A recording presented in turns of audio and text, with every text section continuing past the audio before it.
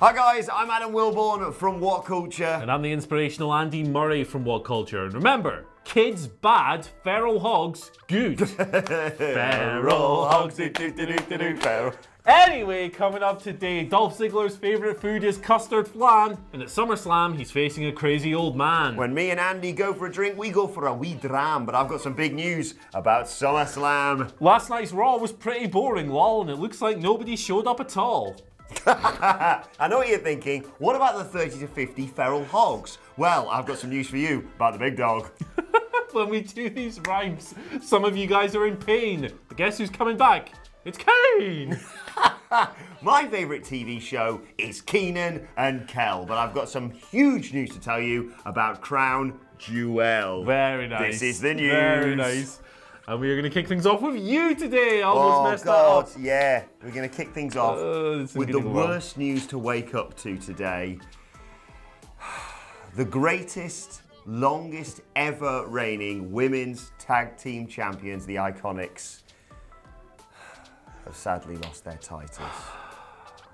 Yes, they lost them last night on Monday Night Raw as a part of a fatal four-way elimination match. They were the team eliminated first by Sex and Violence, or Mandy Rose and Sonya Deville as they are better known. Also involved in that match were the Kabuki Warriors and the eventual new women's tag team champions, Alexa Bliss, and who wants to play with Nikki Cross. Racism. Yes, they are new tag team champions. And yeah, it's fair to say the Iconics went out with more of a whimper than a bang. Yeah, they kind of went out as they reigned, unfortunately, in terms of the booking. 120 days, just 2 successful defenses. One of those successful defenses was against Alexa and Nikki on a June episode of Raw.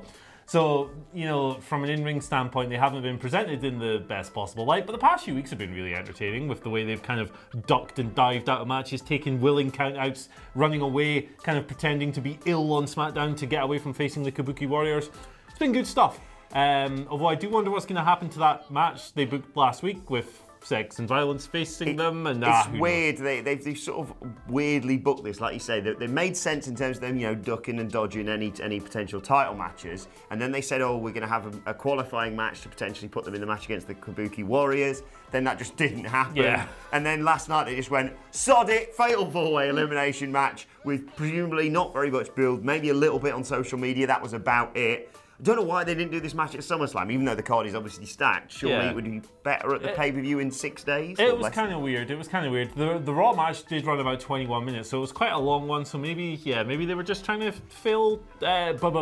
save time on the pay-per-view, but they could have just done a 2-on-2 or something like that. I don't know. It was a weird situation. It was kind of an odd way for the title reign to end, but I guess it kind of is in fitting with the general presentation. The good thing about this, I guess, if you can find a good thing in this, is that now that Alexa Bliss has one of the belts, there's a much less of a chance of WWE forgetting they exist because they love Alexa Bliss. So they'll probably be on TV. And they'll inevitably be used in the eventual breakup of Alexa Bliss and Nikki Cross when they drop the title. So there is, it does make sense there. We will get to more stuff on the Kabuki Warriors a little bit later on, but for now, let's just take a moment to remember a title reign that was truly iconic! Ah, God, my ears, they're messed up. Look at the size of them, man. I don't need tinnitus as well. Shall we move on? We're going to keep with last night's Raw because there's quite a lot to talk about, actually. We're going to talk about Dolph Ziggler. He's now facing Goldberg at SummerSlam, as was reported by Dave Meltzer last week. Dave was right on this one. Basically, at the end of the show, we had an episode of Miz TV. I think if you read the reports, you kind of knew what was coming. It was Ziggler and Hbk to start with. Ziggler did his usual spiel against Hbk, talking about himself being a legend and all this other stuff.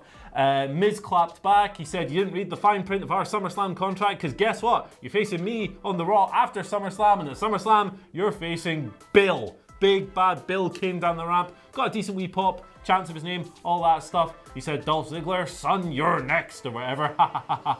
And then for some reason, Shawn Michaels kicked Dolph Ziggler's head off on the ramp, which was absolutely hilarious, kind of like a nice little FU exclamation point, because apparently WWE don't care about Dolph Ziggler, baby. Either way, the match has been set, and Dolph Ziggler is probably getting squashed in about 2 moves. Yeah, that would make a lot of sense. He is going to sell like nobody's business for Goldberg in this match. And you know what? we reported it a while back, and I'm excited for it. I think I'm far more excited than I would have been for Dolph Ziggler versus The Miz, and at least they didn't make The Miz look too stupid. I mean, it's a bit weird that he went, now I'm good for a match against this bloke who's been an annoying little git to me for weeks on end. I'm good for that. I don't even want to appear at SummerSlam, but it was a nice little bait and switch, and I'm glad that HBK got some vengeance as well for getting super kicked the other week as well. Yeah, I thought the whole thing was really well done. It was a nice way to end the show, and I love Goldberg. I know Super Showdown was kind of crap, actually really quite terrible, but I'm sure the squash will be fun if it is indeed a squash. Even if it's not, maybe they can do something fun for like 4 or 5 minutes. I don't know. I'm looking forward to it. Exactly. I think he's going to spear him out of his bloody shoes. Yeah. That's what's going to happen. Right, let's continue with the theme of Monday Night Raw, because the developments with Roman Reigns and SummerSlam just continue, with someone yet again attempting to murder him last night on Monday Night Raw. There's a big to and fro. Samoa Joe started off the show because he'd been accused of being the guy who, I don't know, made the forklift driver ill, I suppose is the storyline we're going for. They're now reporting that the forklift driver wasn't at work on last Tuesday when all this stuff fell on Roman. So Joe had been accused. He said he wanted an apology for Roman because he didn't do that. He stormed out to the ring. He said he was basically calling a halt to the show until he got an apology. Then Roman still wasn't there, so he walked to the back to go and find him, found him pulling up in the car park, went to confront him, and he got sideswiped by a car. This is Roman Reigns in his car at this point, which subsequently sped off. And Joe, in a nice, for once, bit of character nuance on WWE, wasn't just a bastard. It was like, oh, hang on, mate, you're all right. You've just been hit by a car there.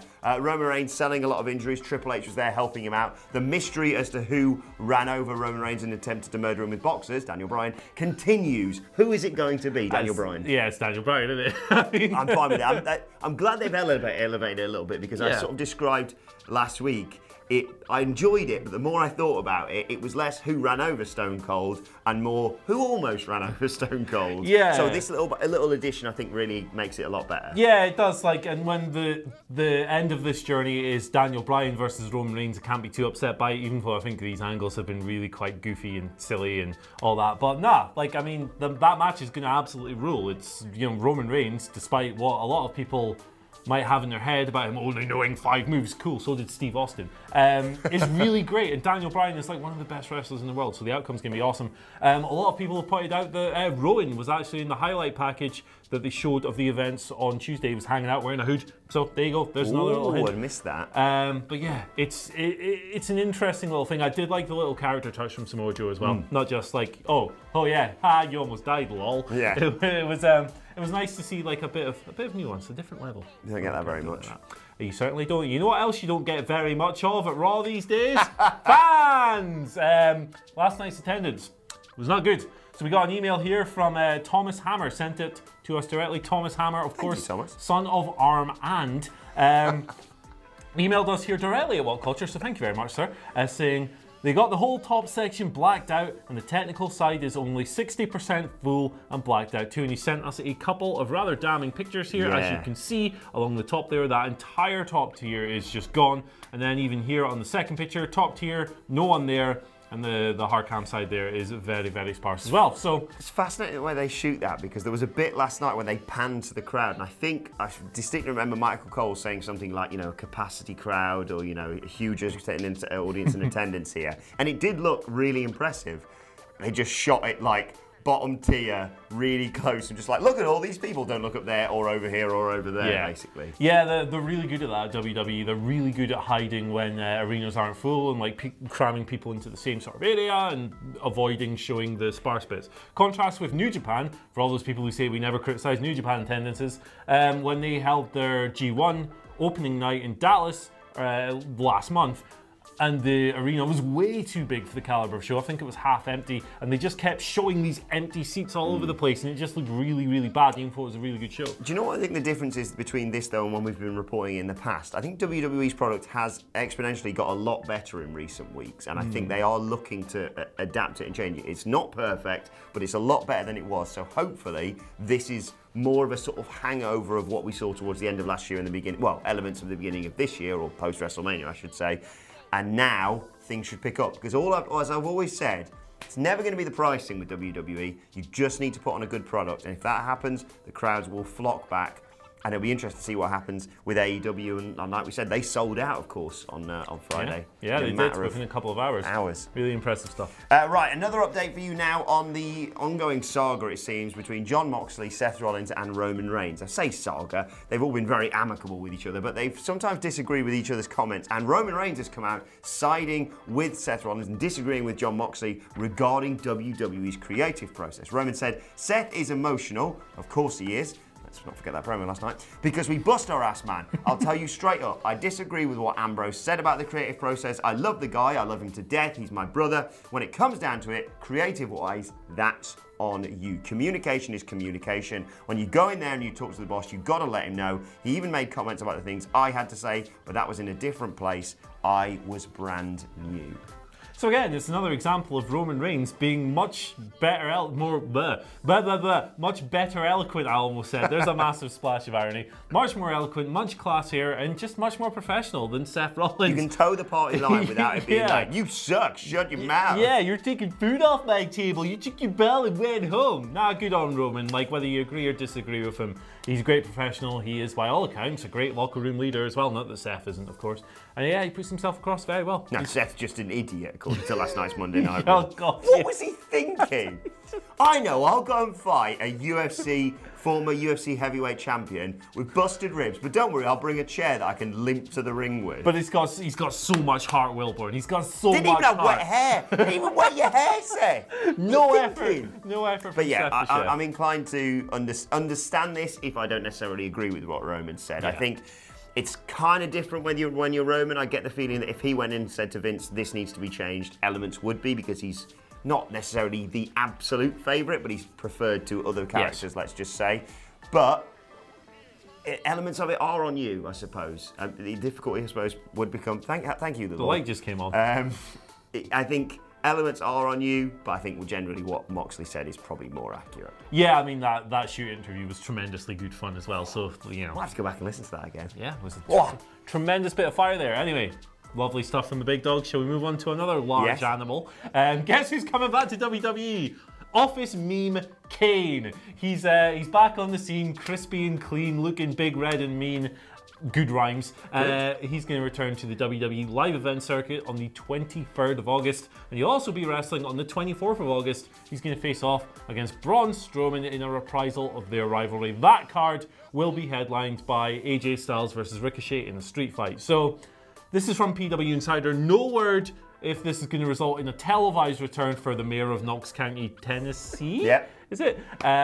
But you've got to imagine that if he's knocking the rust off on a couple of house shows, maybe we're going to see some hellfire and brimstone. I mean, it gets more and more sadder when I see him step back in between the ropes, especially when his wig falls off. But if it's utilised again to continue this amazing push that Braun's getting and hopefully elevate him back into that title picture, so long as they do it well, and I'm glad that they're testing this out on a house show before they go straight to TV, I'd be all for it. Yeah, sod it. If it's fun, if it gives us a laugh. That's the thing. Like Crown Jewel, the match wasn't great, but it gave us a laugh when Kane's wig fell off and all this other stuff. If it gives us something to kind of take the piss out of, go for it. Yeah, why not? Exactly. We can get plenty more memes around this office. And the same source that you mentioned there believes that WWE's next Saudi show, oh God, it's coming up again. I always forget, like we have one, I go, oh, that was terrible, but at least we've got 6 months. No, it is fast approaching. Crown Jewel 2019. Oh. Mark the date in your calendars, because of course it's on Halloween. The 31st of October. Oh God.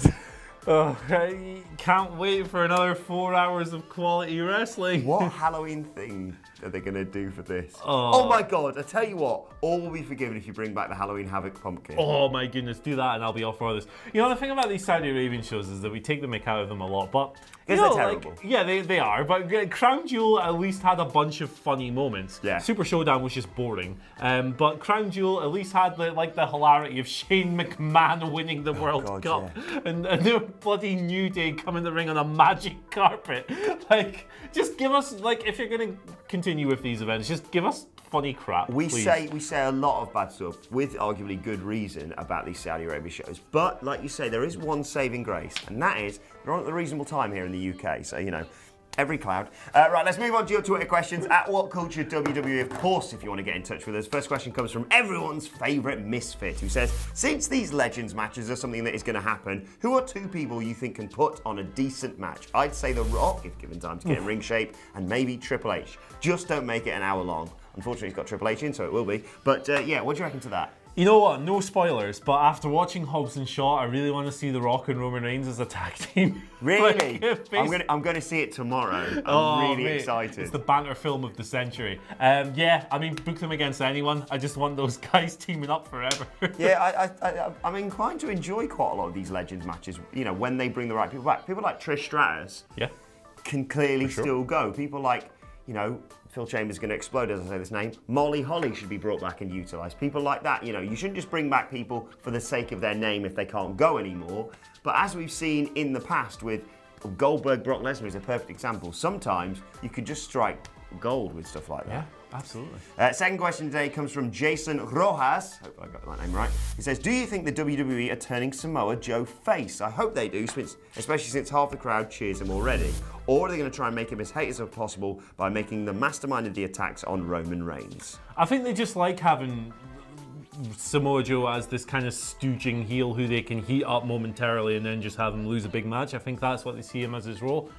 So I don't think they will turn him face, even though that was a nice little touch at the end of the show. Yeah. Kind of looking out for Roman. I think he works quite well as a tweener, doesn't he? Yeah, he is. He kind of skirts these shades of grey, skirts the lines and stuff, even though he's a detestable prick. But he's just so charismatic and like really good at character work that people will inevitably cheer him. Jason says, I'd love for Joe to turn face and take down Brock. I'm not sure if he would take down Brock, but I'd be up if Brock beats Seth, which hopefully he will, because he's just limping into SummerSlam now.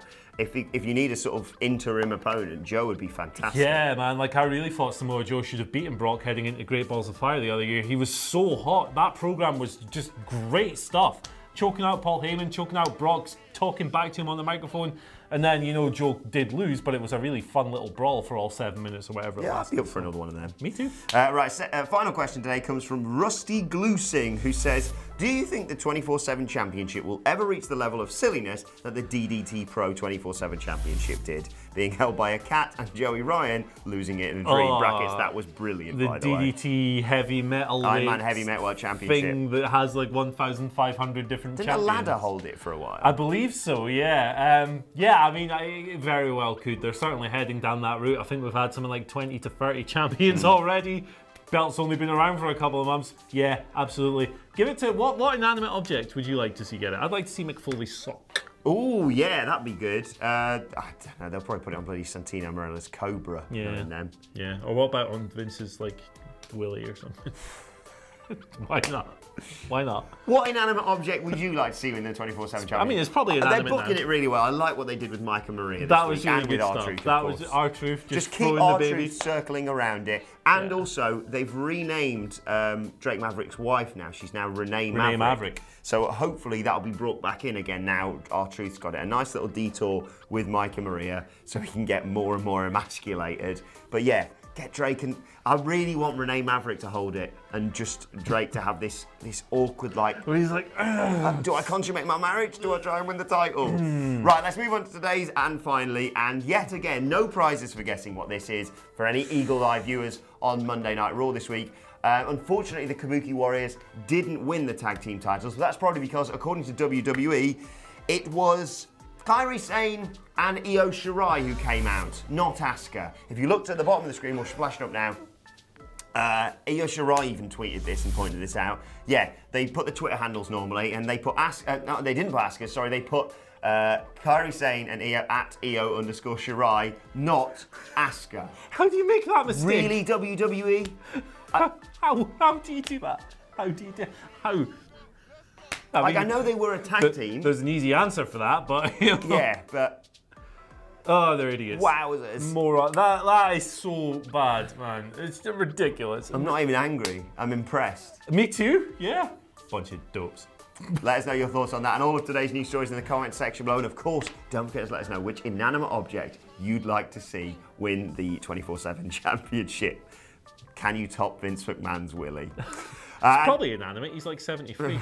I wouldn't rule anything out at that age with him. Right, you can follow us on Twitter at WhatCultureWWE and send us Twitter questions. Well, actually, there, follow both of us. You can follow him at... Andy H. Murray. The H stands for hogs, feral, 30 to 50 of them in 3 to 5 minutes eating your kids. You can follow me at Adam Wilborn. You can follow us all at WhatCultureWWE. And make sure you subscribe to What Culture Wrestling for daily wrestling podcasts. My thanks to Andy Murray. Thanks to the 30 to 50 feral hogs that are watching this video.